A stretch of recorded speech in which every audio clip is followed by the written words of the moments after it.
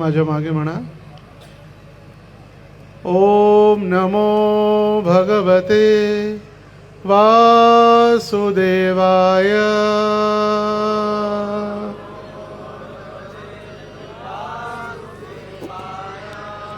ओम नमो भगवते वासुदेवाय.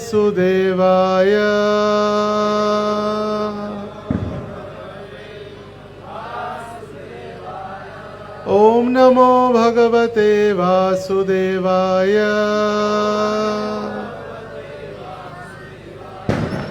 हरे कृष्ण. आंतरराष्ट्रीय कृष्ण भावनामृत संघ इस्कॉन व्रजधाम सोलापूरच्या वतीनं आणि नीलाचल नामहट केंद्र नवीन घरकुल यांच्या वतीनं आजचा हा वार्षिक हरे कृष्ण महोत्सव साजरा करण्यासाठी आपण इतक्या कष्टमय परिस्थितीमध्ये, थंडी आहे की उन्हाळा आहे की पावसाळा आहे, सगळं मिक्स आहे सध्या. आणि हा कार्तिकचा पवित्र महिना पौर्णिमेपासून म्हणजे 7 ऑक्टोबरपासून प्रारंभ झालेला आहे. आणि हा कार्तिक महिना अगदी पवित्र असा महिना, आणि हा महिना श्रीमती राधा राणींचा महिना आहे. जसं भगवंत भगवद्गीतेत म्हणतात, मासानाम मार्गशीर्षो अहम, महिन्यामध्ये मार्गशीर्ष महिना मी आहे. पण हा कार्तिक महिना श्रीमती राधा राणींचा महिना आहे. आणि या महिन्यामध्ये अशा असंख्य भगवंतांच्या विशेष बाल लीला, प्रभू रामचंद्रांची लीला, आणि सगळ्यात महत्त्वाची प्रभू रामचंद्रांची लीला म्हणजे भगवंत प्रभू रामचंद्र अयोध्येला परतले. विजयादशमी दसऱ्याच्या दिवशी रावणाचा वध करून भगवंत ज्यावेळी लक्ष्मण आणि सीतेसोबत भगवंत अयोध्येत आले, त्यावेळी अयोध्यावासियांनी दीप प्रज्वलित करून भगवंतांचं स्वागत केलं दिवाळीच्या दिवशी.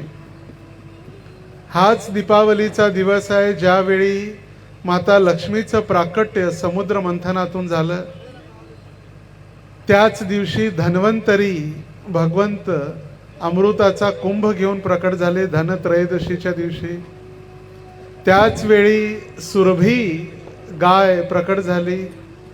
त्याच वेळी भगवंतांनी कूर्म रूप धारण केलं कासवाचं. त्याच वेळी अमृताचं वितरण करण्यासाठी भगवान विष्णू किंवा नारायण त्यांनी मोहिनी मूर्तीचं रूप धारण केलं. आणि भगवंत जसं भगवद्गीतेत म्हणतात, सर्पाणाम वासुकी अस्मी, वासुकी सर्पाचं रूप देखील भगवंतांनी या दिवाळीच्या काळातच घेतलं. याच दिवाळीच्या काळामध्ये दामोदर लीला देखील झाली आणि भगवान कृष्णाचं नाव झालं दामोदर. दाम म्हणजे दोरी किंवा रस्सी, आणि उदर म्हणजे पोट. ज्या भगवान श्रीकृष्णांना यशोदेनं दोरीनं बांधलं म्हणून त्यांचं नाव झालं दामोदर. ज्यांची सेवानी ते मागे बसा. भंडारी राहू देत, काही लावू नका, मागे बसा सगळे. आणि ज्यांचं नाव झालं दामोदर, ज्यांच्या पोटाला यशोदेनं दोरी बांधलं म्हणून, आणि तोही दिवस दिवाळीचाच. वा किती लीला झाल्या फक्त दिवाळीच्या काळामध्येच. त्या 3 ते 4 दिवसामध्येच किती अवतार भगवंतांचे. वासुकीचा अवतार, त्यानंतर धन्वंतरी अवतार, मोहिनी अवतार, कश्यप अवतार, दामोदर लीला, प्रभू रामचंद्र वापस अयोध्येतून पुन्हा अयोध्येला वापस आले, लंकेमध्ये विजय प्राप्त करून, रावणाचा अंत करून. आणि ही आता जी वेळ चालू आहे, ही वेळ कोणती चालू आहे कोण सांगू शकतं? आता काय लीला चालू आहे, किंवा विशेष करून आज काय घडलं कोण सांगू शकते? प्रभुपादांचा तिरोभाव उद्या आहे. आज काय घडलं?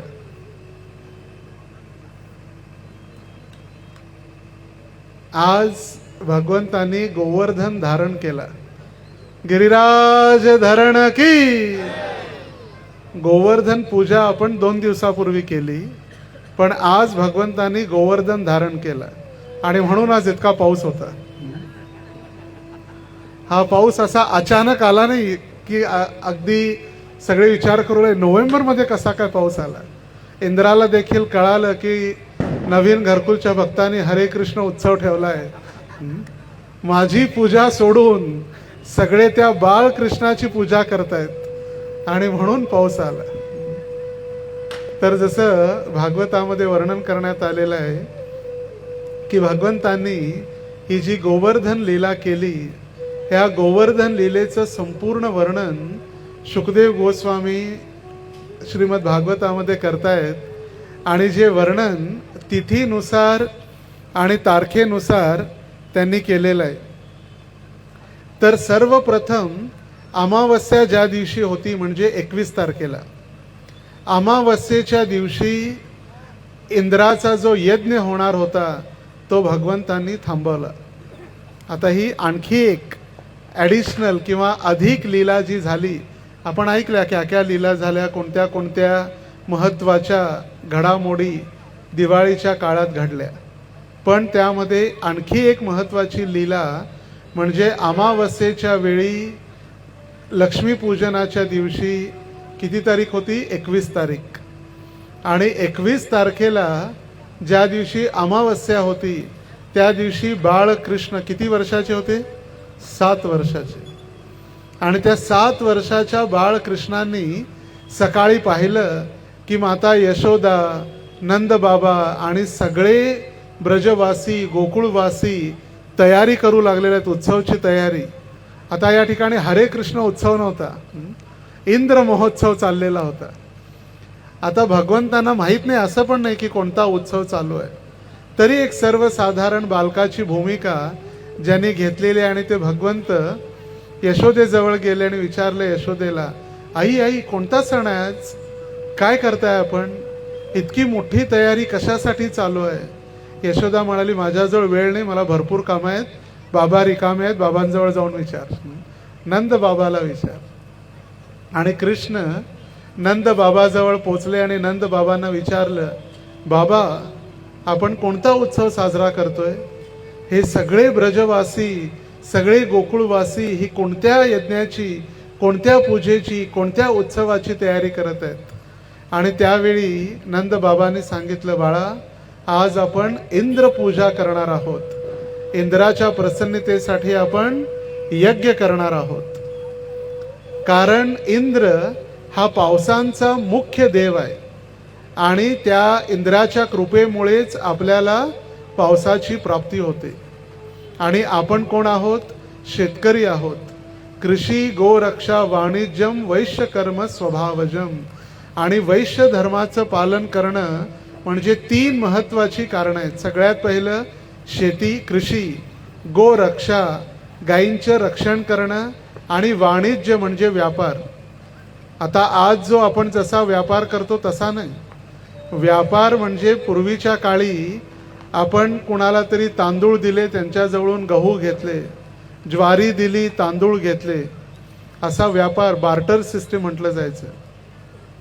जे भक्त बसलेले आहेत खुर्चीवरती त्यांना एक विनंती आहे, झोपू नका, चिखल आहे खाली आणि खुर्ची स्थिर नाही आहे. जर आपण पडलं तर भगवंत गोवर्धन उचललेले आहेत, त्यामुळे आपल्याला उचलायला येणार नाही आहे. गोवर्धन भगवंतांनी आज धारण केलेलं आहे, त्यामुळे थोडंसं ध्यानपूर्वक ऐका, झोपू नका. झोप येणार, माया प्रवेश करणार, योग माया भगवंतांची महामाया आणि गुडाका, हळूहळू थंडगार वातावरण, भगवंतांची सुंदर बासरीचा आवाज आणि छान मंगलारती झालेली आहे सकाळी आणि आता झोपायची वेळ झालेली आहे.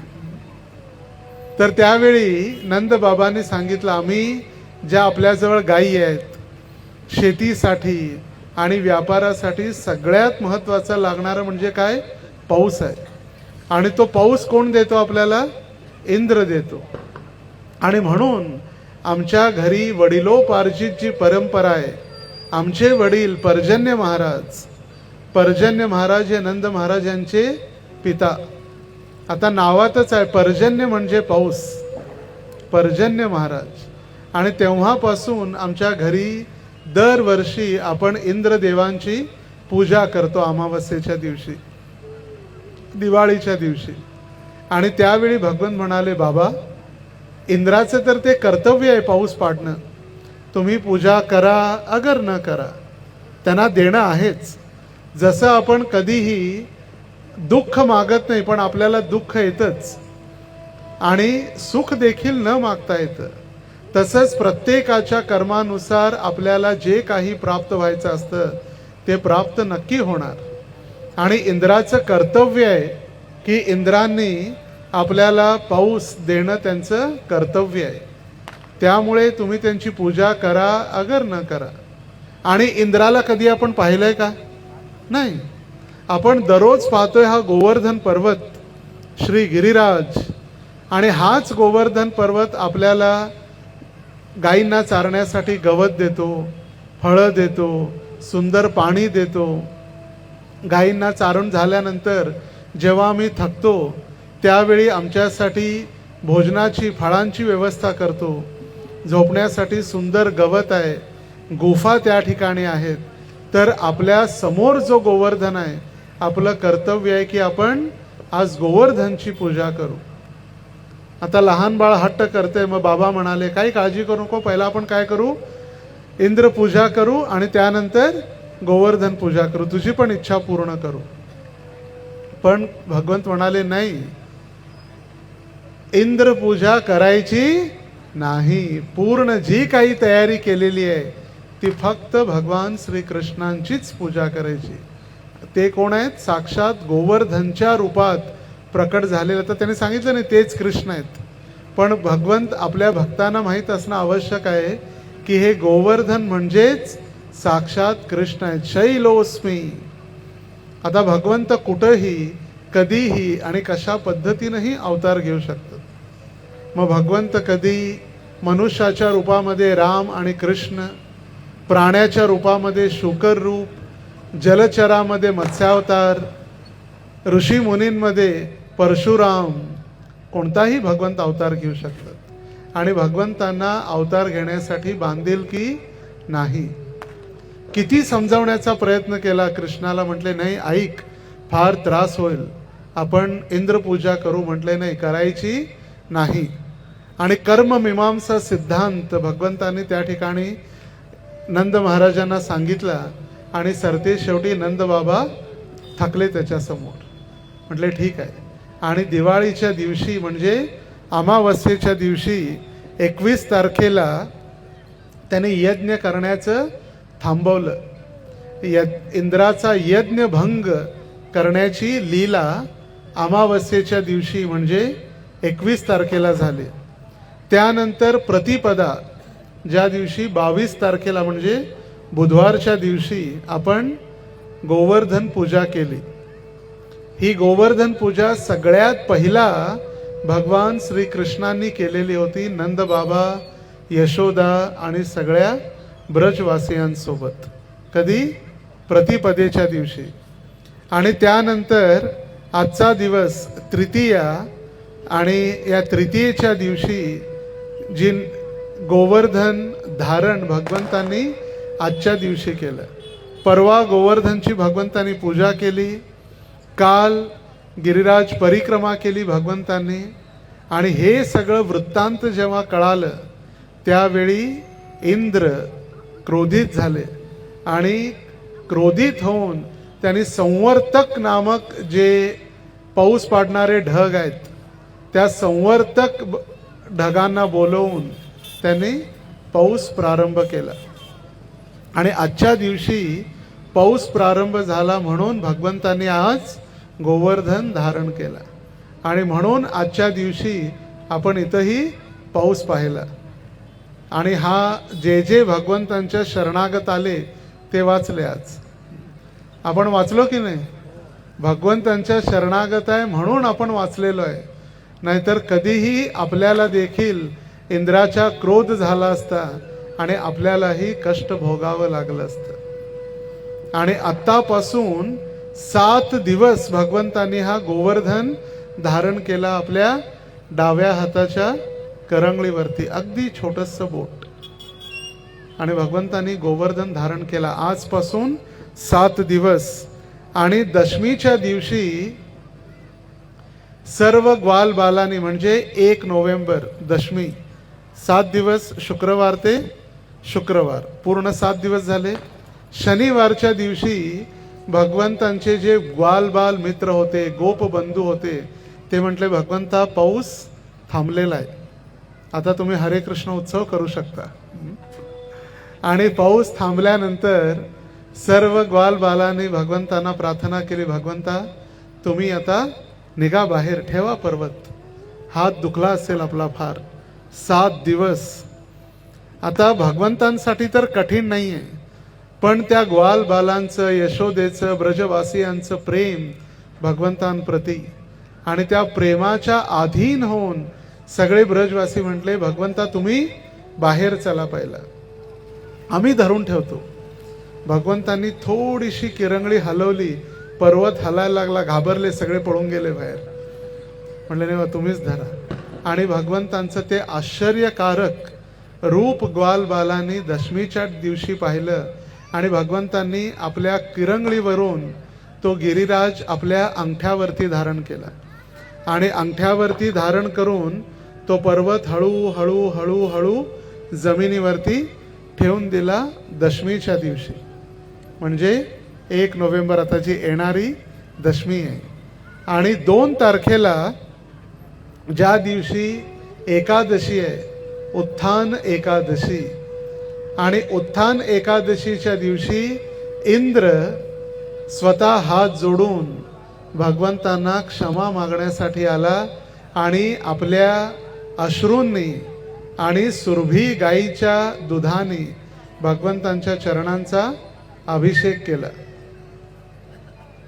भगवंतांच्या चरणांचा अभिषेक, आणि त्यांना म्हटलेला आहे गोविंद अभिषेक, गोविंदजींच्या चरणांचा अभिषेक. ही लीला झाली एकादशीच्या दिवशी, उत्थान एकादशी.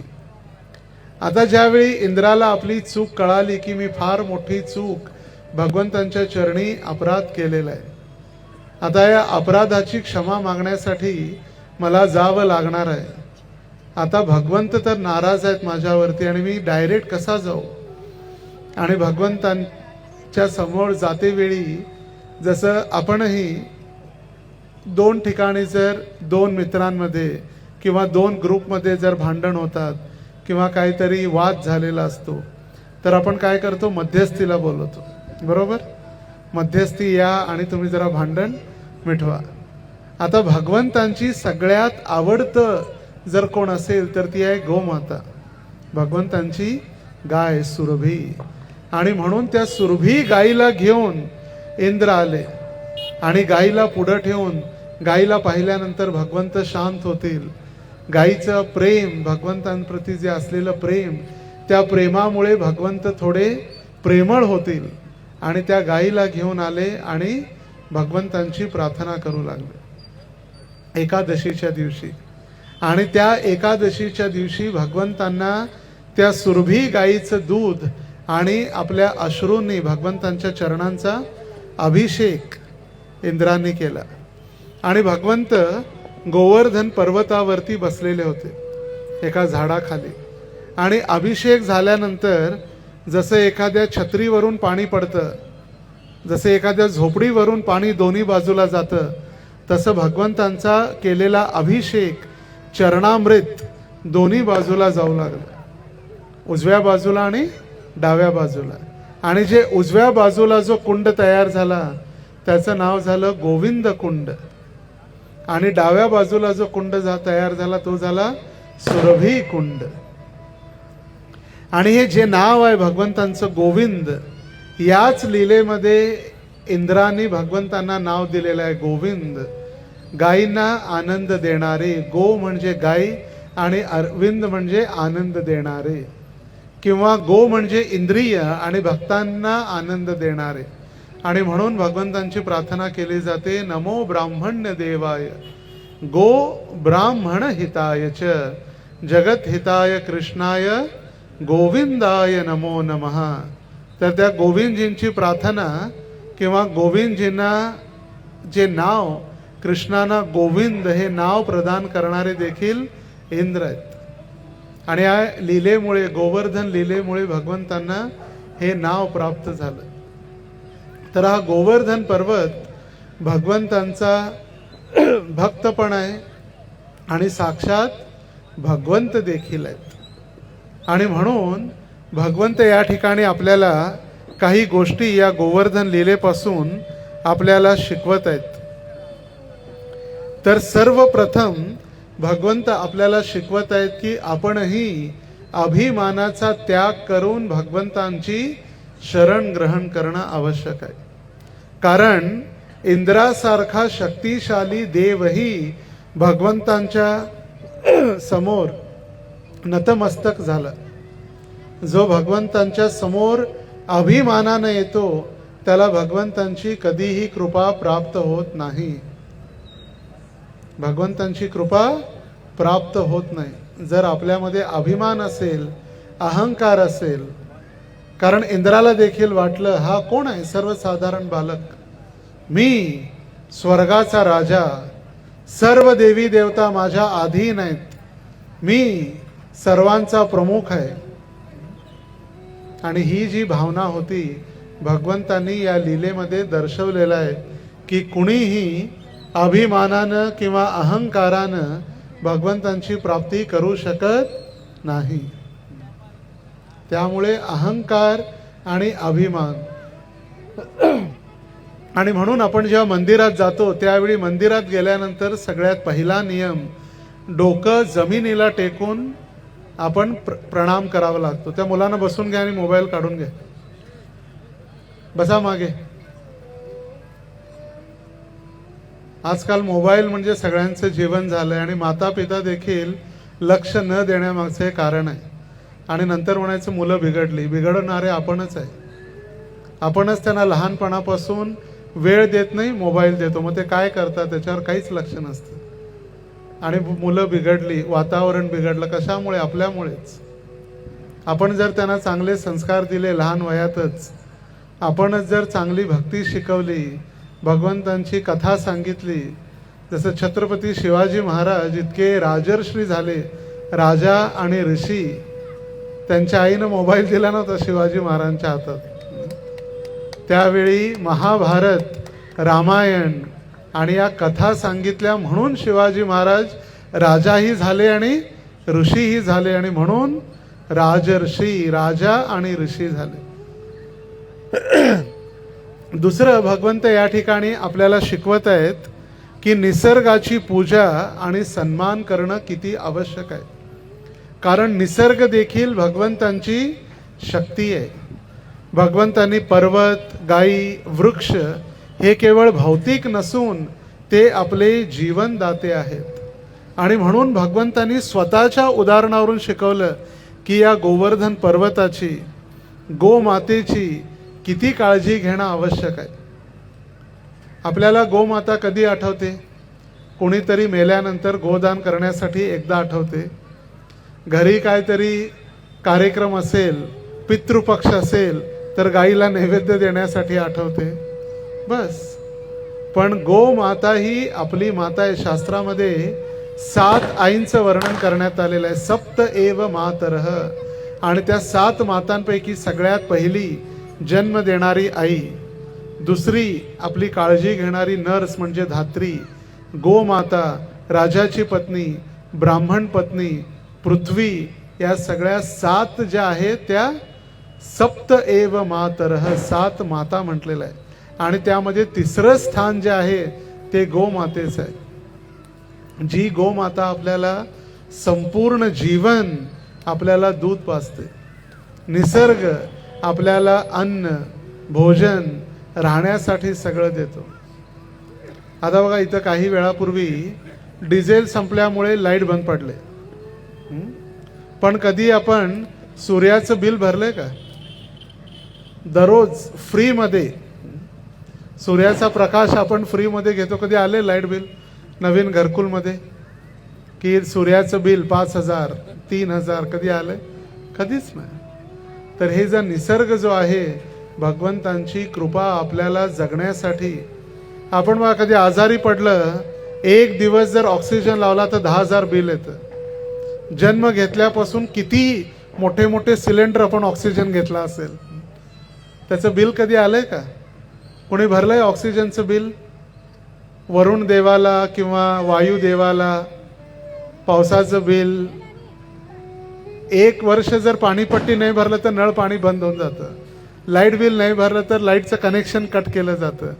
पण कधी सूर्य म्हटला का की आज बा तुम्ही वेळाने उठले, माझी पूजा केली नाही, मला बघितलं सुद्धा नाही, मी का प्रकाश पाडू नये? हा निसर्ग देखील भगवंतांची अहेतुकी कृपा आहे आणि त्या निसर्गाला जपणं देखील आपलं कर्तव्य. ही दुसरी शिकवण आपल्याला भगवंत देत आहेत. तिसरं, जे भगवान श्रीकृष्ण आहेत तेच आपले सर्वात मोठे संरक्षक आहेत. आता पाऊस जो पडला, आपण पाहिला पाऊस थोडाफार, आणि काही दिवसापूर्वी आपण ऐकलं सोलापूरमध्ये पूर आला, जिकडं तिकडं पाणीच पाणी झालं. सोलापूर पुणे महामार्ग बंद पडला, ब्रिज पाण्याखाली आले, सीना नदी दुधडी भरून वाहू लागली. पण हा तर फक्त पाऊस होता. ज्यावेळी संवर्तक ढगाने पाऊस पाडला त्यावेळी थेंब पडत नव्हते. जसे मोठमोठे पिलर असतात, खांबे, तसा खांब्यासारखा एक एक थेंब होता आणि संपूर्ण वृंदावन त्राही त्राही झालेलं होतं. आणि अशा वेळी त्या ठिकाणी फक्त एकच संरक्षक आहेत हे ब्रजवासियांना माहीत होतं. कधीही वृंदावनामध्ये किंवा 84 कोस ब्रजमंडलामध्ये काहीही कष्ट जरी आलं तरी सर्वांचे रक्षक कोण आहेत? कृष्ण आहेत. सर्वांना विश्वास आहे की भगवंत आपले रक्षक आहेत. राखे कृष्ण मारे के, मारे कृष्ण राखे के. जर भगवंतांनी कुणाला मारायचं ठरवलं तर आपण त्याची काहीही रक्षा करू शकणार नाही. मग तो किती मोठा स्पेशालिस्ट डॉक्टर असो, तुम्ही अमेरिकेतून जरी बोलवलं तरी तो भारतामध्ये येऊन काही करू शकणार नाही. आणि जर भगवंतांनी जर कुणाला वाचवायचं म्हटलं तर त्याला कोणीही मारू शकणार नाही. जर आम्हाला कळालं की बाबा मी रस्त्यावरती जाणार आहे, माझा ॲक्सिडेंटमध्ये मृत्यू होणार आहे, म्हणून आपण घरात बसलं, घरातून आपण बाथरूमला जाणार, पाय घसरणार, पडणार, संपला, खलास. ज्या क्षणी आपला मृत्यू लिहिलेला आहे त्या क्षणी आपल्याला कोणीही वाचवू शकणार नाही. पण आपले संरक्षक जे आहेत, कष्टामधून वाचवणारे, ते कोण आहेत? भगवंत स्वतः कृष्ण आहेत. आणि जेव्हा भगवंत कुणाला वाचवायचं म्हटलं, म्हणून भगवंतांचं नाव आहे सहस्त्र बाहू. सहस्त्र म्हणजे हजार आणि बाहू म्हणजे हात. ज्यावेळी भगवंतांनी हजारो हातांनी आपलं रक्षण करायचं ठरवलं तर 2 हाताची माणसं काय करणार आहेत? आणि म्हणून म्हटलं जातं भगवान देताय तो कैसे देताय? छप्पर फाड़ के देताय. आता धनत्रयोदशीचा दिवस, धनतेरस, सगळ्यांना धन किंवा सोनं. तर इतकं महाग झालं सोनं तर सगळ्यांना वाटलं सोनं खरेदी होणार नाही. पण भारतामध्ये 9 लाख करोडचं सोनं त्या दिवशी खरेदी झालं. किती? 9 लाखाचं नाही, 9 लाख करोड. 1 करोड म्हणजे 100 लाख, तसे 9 लाख करोड. 9 लाख गुणिले 100 लाख म्हणजे किती मोठी संख्या. आपण कधी विचार सुद्धा करू शकतो. तरी लोकांनी खरेदी केली. तर जेव्हा भगवंत वाचवायचं म्हणतात कुणाला तरी त्याला कोणीही मारू शकत नाही. आणि म्हणून म्हटलंय देव तारी त्याला कोण मारे. राखे कृष्ण मारे के, मारे कृष्ण राखे के. तर भगवंत सांगत आहेत की तेच आपले संरक्षक आहेत आणि भक्तांचे भक्त वत्सल कृष्ण आहेत. जसं गाईचं प्रेम आपल्या वासराप्रती असतं तसंच प्रेम भगवंतांचं आपल्या भक्तांप्रती आहे. चौथं भगवंत शिकवण देत आहेत की परंपरा आणि त्यामध्ये सुधारणा आणणं आवश्यक आहे. भक्ती म्हणजे अंधश्रद्धा नव्हे. डोळे बंद करून काम केलेलं कार्य किंवा धार्मिक कार्य म्हणजे भक्ती नाही. कोणी आपल्याला सांगेल याला नमस्कार करा, हा दगड म्हणजे भगवंत आहे, नाही. दगड, कोणताही सर्वसाधारण दगड भगवंत बनत नाही जोपर्यंत शास्त्रोक्त पद्धतीनं त्या भगवंतांची प्राण प्रतिष्ठा होत नाही. ज्यावेळी भगवंतांची प्राण प्रतिष्ठा होते त्यावेळी न्यास होम केला जातो. न्यास होम. न्यास होम म्हणजे भगवंतांच्या प्रत्येक अंग, ओठ, नाक, डोळे, कान, भुया, जीभ, दात, प्रत्येक अंगाला भगवंतांच्या कुशाग्रासद्वारे स्पर्श करून भगवंतांचे भक्त भगवंतांना आमंत्रित करतात त्या विग्रहामध्ये. आणि भगवंतांच्या भक्तांनी बोलवल्यानंतर भगवंत त्या ठिकाणी प्रकट होतात. कोणताही दगड भगवंत बनत नाही. तसंच या ठिकाणी भगवंत शिकवत आहेत की कोणतीही परंपरा, अंधश्रद्धा आणि केलेलं कार्य भगवंतांची भक्ती होत नाही. आणि म्हणून सांगत आहेत इंद्रपूजा ही परंपरा आहे, पण ती परंपरा आपण पालन करायची नाही. जसं मी दरवेळी उदाहरण देत असतो, एका लग्न कार्यामध्ये असं समजा मोठा कार्यक्रम आहे लग्नाचा, आणि त्या लग्नाच्या मंडपामध्ये एक मांजर मध्ये मध्ये मध्ये मध्ये येणं चालू आहे. तर घरातल्यांनी पाहिलं की मध्ये मध्ये येऊ लागले आणि एक टोपली किंवा भांड त्या मांजरावरती झाकून ठेवलं. मांजर डिस्टर्ब करू लागले. मग त्यांच्या घरातल्या मुलांनी वगैरे पाहिलं झाकून ठेवलेलं आहे. आता त्या मुलांनी काय विचार केला, ही आमची परंपरा आहे, आणि जेव्हाही त्यांच्या घरामध्ये लग्न व्हायचं त्यावेळी ते मांजरीला झाकून ठेवायचे. त्यांना विचारलं, मांजर का झाकून ठेवताय? म्हटले आमची परंपरा आहे. तर लोकांना परंपरा का आपण करतो तेच माहित नाही, आणि ती अंधश्रद्धा भगवंतांची भक्ती होऊ शकत नाही. भगवंतांची भक्ती हे विज्ञान आहे. शास्त्र आपल्याला ज्ञान देतं आणि शास्त्राच्या आधारावर केली जाणारी सेवा म्हणजे भक्ती आहे, अंधश्रद्धा नाही आहे. आम्ही कुणालाही नमस्कार म्हणून सांगत नाही, पण आजकाल लोकांमध्ये गैरभ्रांत धारणा आहे, गैरसमज आहे. चमत्कार तिथं नमस्कार. या जगात कुणीही भगवंत बनू शकत नाही. भगवंतांचा भक्त बनू शकतात, पण भगवंत कुणी बनत नाही. पण आपण शास्त्रांचं अध्ययन करत नाही, कधी भगवद्गीता वाचत नाही, कधी भागवत ऐकत नाही, त्यामुळे आपल्याला वाटते कुणीही भगवंत होतात. आणि आम्ही भगवंतांच्या भक्तांना देखील भगवंत म्हणतो, कोणी साधू संतांना भगवंत म्हणतो, आणि तेच देवी देवता आहेत म्हणतो, तेच स्वामी आहेत म्हणतो, तेच कृष्ण आहेत. असं कधी होत नाही.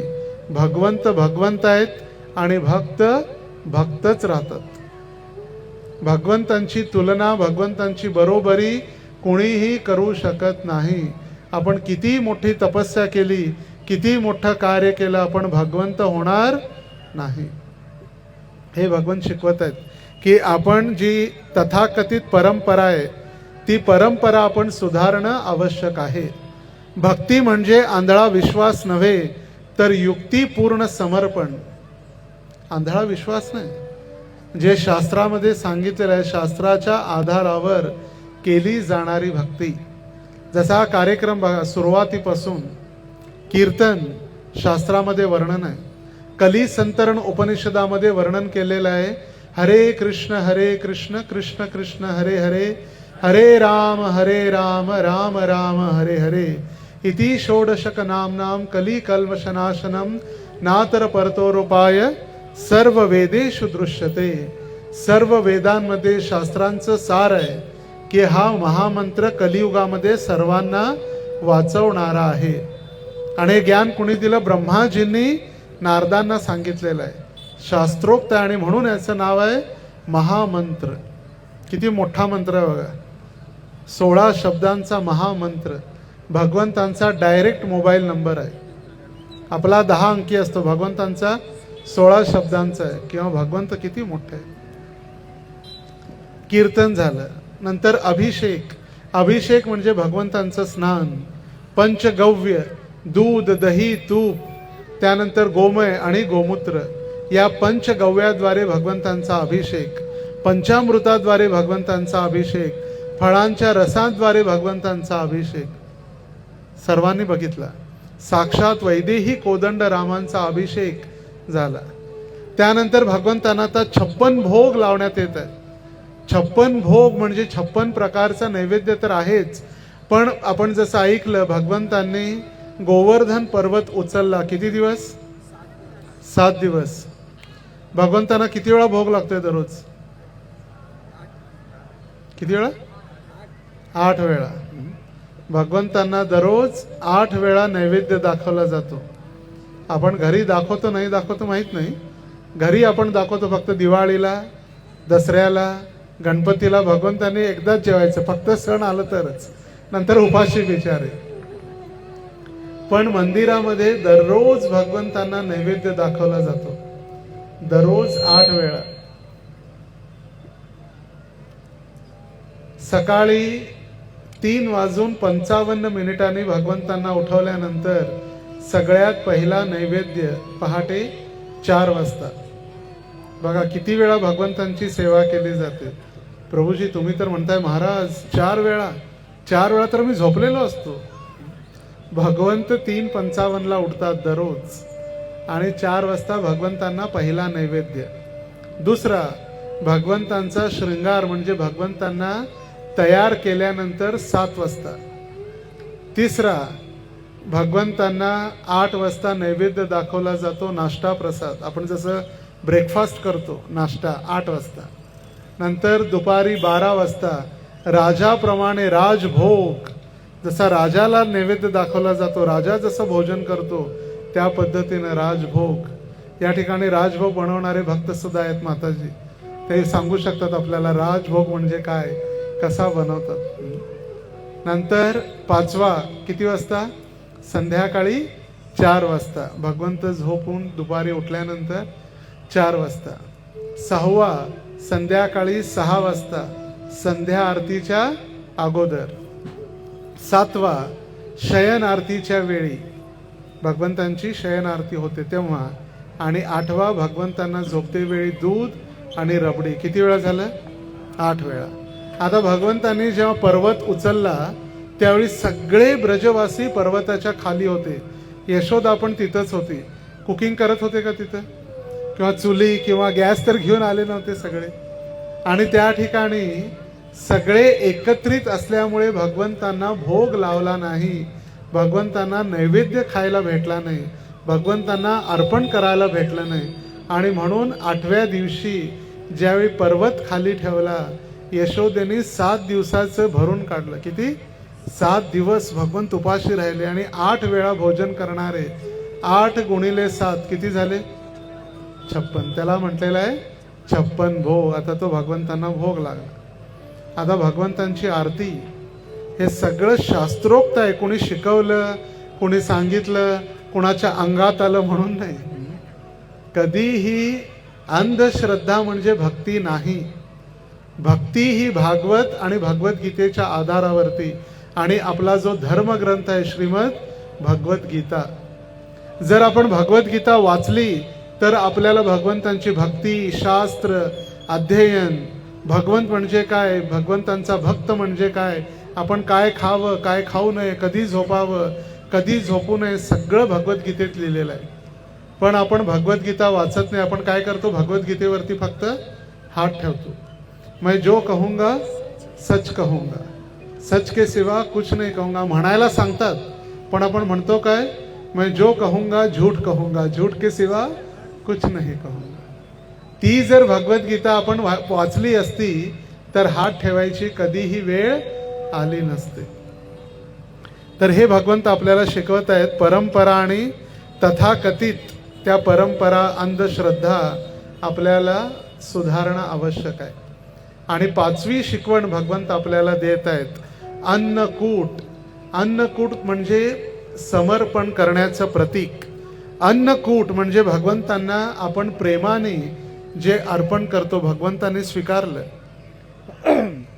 भगवंतांसाठी जे जे आणून दिलेलं होतं भक्तांनी, भगवंतांनी सगळं खाल्लं. मसला पप्पू सुद्धा होता त्याच्यामध्ये, बुवा सुद्धा होता, सगळं होतं. पण मसला पप्पू कसा होता, सोलापूरचा होता की वृंदावनचा होता ती वेगळी गोष्ट. पण सांगितलेलं आहे डाळ, पायसम, राईसचे तर पर्वत होते मोठे मोठे. आणि आपण जे आता कुंड पाहतो त्या कुंडमध्ये खीर, डाळ आणि सगळे व्यंजन ते कुंड भरून ठेवलेले होते. आणि भगवंतांनी ते पूर्ण खाल्ले गोवर्धनच्या रूपामध्ये. आणि भगवंत म्हणाले, अन्योर अन्योर अन्योर, गिव मी मोर, आणखी आणा आणखी आणा. आणि भक्तांनी पूर्ण आणून दिलं. तर ब्रजमंडलामध्ये संपलं. चिंता वाटू लागले तर भगवंतांचं तर पोट भरणा. मग तिथं तुलसी ठेवल्यानंतर तुलसी पत्र भगवंतांचं पोट भरलं. आता आपणही भगवंतांना जेव्हा भोग लावता, घरी नैवेद्य दाखवता, 16 वर्षाचा एक मुलगा जितकं खातो तितकं ठेवणं आवश्यक आहे. आपण काय करतो, घरात थोडं थोडंसं बारीक चमच्याने ठेवतो. आपल्यासाठी ताटभर आणि भगवंतांसाठी वाटीभर. तर जेव्हाही आपण घरी नैवेद्य दाखवणार, 16 वर्षाच्या मुलाला जितकं भोजन लागतं तितकं आपण भगवंतांसमोर ठेवणे. 10 मिनिटं भगवंतांसमोर ठेवून भगवंतांना प्रार्थना करणे, भगवंता आम्ही जे काही आपल्याला अर्पण केलेलं आहे प्रेमाने याचा स्वीकार करा. भगवंत प्रेमाने अर्पण केल्यानंतर स्वीकारतात, पण त्यामध्ये शुद्ध शाकाहारी असणं आवश्यक आहे. भगवंतांना दुसऱ्याची हत्या करून मांसाहार भगवंतांना कधीही अर्पण केला जात नाही. गीता भागवतचं सार शाकाहार शुद्ध आहार. फळं, दूध, पालेभाज्या, भाजी इत्यादीपासून शुद्ध स्त्रियांनी स्नान करून भगवंतांना नैवेद्य अर्पण करावा. कुकिंग झाल्यानंतर भगवंतांना प्रेमाने आणि ते सर्वांनी मग प्रसाद म्हणून स्वीकार करावा. तर हे प्रेमाने जे अर्पण करतो अन्नकूट, ते प्रेमाचं प्रतीक आहे. भगवंतांना आपण जेही अर्पण करतो, पण कंडिशन काय, प्रेमाने आणि भक्तीनं अर्पण करणं. पत्रम पुष्पम फलम तोयम योमे भक्त्या प्रयच्छती. भक्तांनी ज्यावेळी भगवंतांना काय अर्पण करू शकतो, पत्र म्हणजे पान, पुष्प, फळ किंवा जल काही अर्पण केलं तरी भगवंत स्वीकार करतात. आणि या 56 भोग सगळ्यात महत्वाचं आपलं हृदय आपण भगवंतांना अर्पण करणं आवश्यक आहे.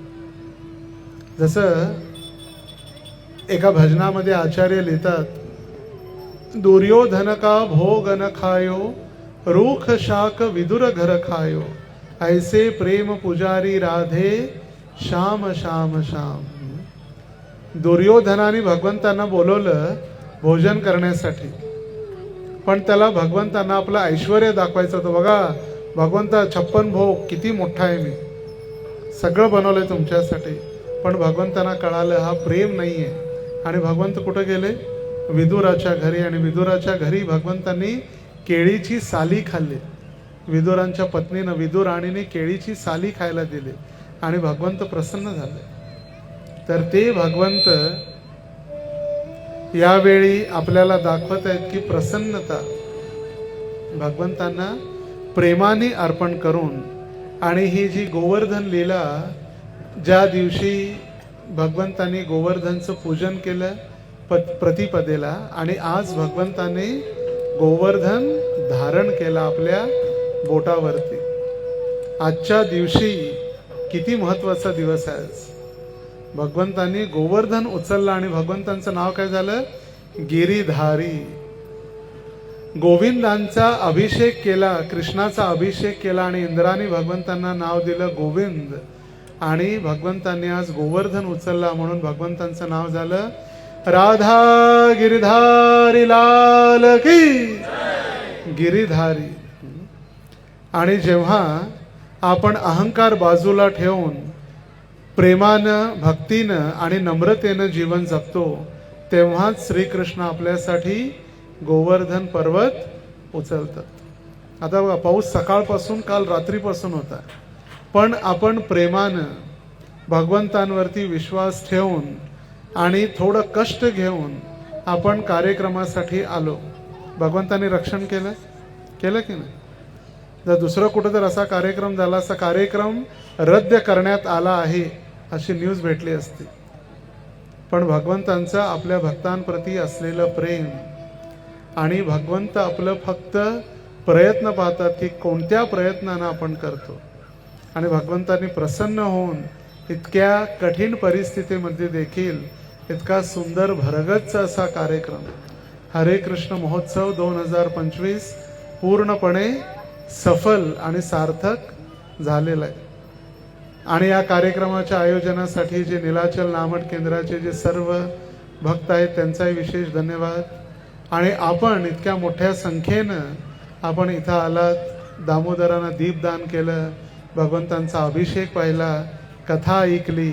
आता आपण भगवंतांचं दर्शन घेणारा 56 भोग सुद्धा आहे. यशोदा मातेने भगवंतांसाठी जो बनवला तो 56 भोग सुद्धा या ठिकाणी भगवंतांना अर्पण केलेला आहे. आणि तो 56 भोग प्रसादाच्या रूपानं आपल्याला सर्वांना प्राप्त देखील होणार आहे. तर असाच राधा दामोदरांचा ब्रह्मोत्सव आज आपण हरे कृष्ण महोत्सव, आणि ज्या दिवशी इंद्र भगवंतांची स्तुती करू लागले एकादशीच्या दिवशी, त्याच दिवशी दामोदरांची प्राणप्रतिष्ठा झाली. आणि यावर्षी किती वर्ष पूर्ण होत आहेत? 4. तर राधा दामोदर इस्कॉनचं मंदिर, मोठं विशाल असं मंदिर आणि सुंदर असे राधा दामोदर अक्कलकोट रोड जकात नाक्याजवळ आहेत. हरे कृष्ण मंदिर आपल्या भक्तांना विचारा पत्ता. येत्या शनिवारी म्हणजे पुढच्या शनिवारी, ज्या दिवशी भगवंतांनी पर्वत खाली ठेवला आणि दुसऱ्या दिवशी इंद्राने ज्यावेळी स्तुती केली किंवा भगवंत आपल्या योग निद्रेतून जागे होतात म्हणून उत्थान एकादशी 2 दिवसाचा उत्सव आहे. त्यामध्ये शनिवारी संध्याकाळी खास युवकांसाठी आणि मुलींसाठी ज्यांची आयु 16 ते 32 किंवा 35 वयोमर्यादा आहे त्यांच्यासाठी विशेष मार्गदर्शन. युवावस्थेमध्ये आपण भगवंतांची भक्ती कशी प्राप्त करू शकतो. आजकाल सगळीकडे आपण पाहतो artificial intelligence, chat GPT, Google गुरु, इंटरनेट सगळं चाललंय. पण त्याच्याही पलीकडं स्पिरिच्युअल इंटेलिजन्स, आध्यात्मिक ज्ञान फक्त इंटेलेक्च्युअलनी होत नाही किंवा इंटेलिजन्स जे भौतिक आहे त्याच्याने होत नाही. आध्यात्मिक ज्ञान किती महत्त्वाचं आहे युवकांसाठी, त्याच्यावरती मार्गदर्शन होणार आहे. आणि आमचे मोठे महाराज त्या ठिकाणी भक्ती रसामृत स्वामी महाराज म्हणून ते येणार आहेत, जे मल्टीनॅशनल बँकेमध्ये मॅनेजर होते आणि त्यांनी तो सर्व सोडून युवकांसाठी, सर्व भक्तांसाठी ते संन्यास त्यांनी ग्रहण केला आणि ते आपल्याला मार्गदर्शन करण्यासाठी येणार आहेत. तर त्याचीही नाव नोंदणी मागे ज्या ठिकाणी बुक टेबल आहे, ग्रंथ वितरण होत आहे, त्या ठिकाणी आपली नावं द्या. सर्व युवक आणि युवती, मुलं आणि मुली ज्यांची वय 16 ते 35 या वयोमर्यादेत आहे. आणि उत्थान एकादशीच्या दिवशी सकाळी 4:30 वाजल्यापासून भगवंतांची मंगल आरती, 8 वाजता यज्ञ, 9 वाजता अभिषेक, प्रवचन आणि सर्वांसाठी आरती, दर्शन आणि मग प्रसाद. तर सुंदर अशा दामोदरांचं दर्शन देखील आपण या सर्वांनी घ्या. आणि जसा आपला आपण हा हरे कृष्ण उत्सव साजरा केला तसाच मोठा ब्रह्मोत्सव 1 आणि 2 तारखेला. तर पुन्हा एकदा सर्वांचं धन्यवाद. हरे कृष्णा कृष्णा कृष्णा हरे हरे, हरे राम राम राम हरे हरे. श्रील प्रभुपाद की जय. राधा दामोदर की जय. राधा गिरिधारी की, वैदेही कोदंड राम की, निताई गौर प्रेमानंदे. हरि हरि बोल.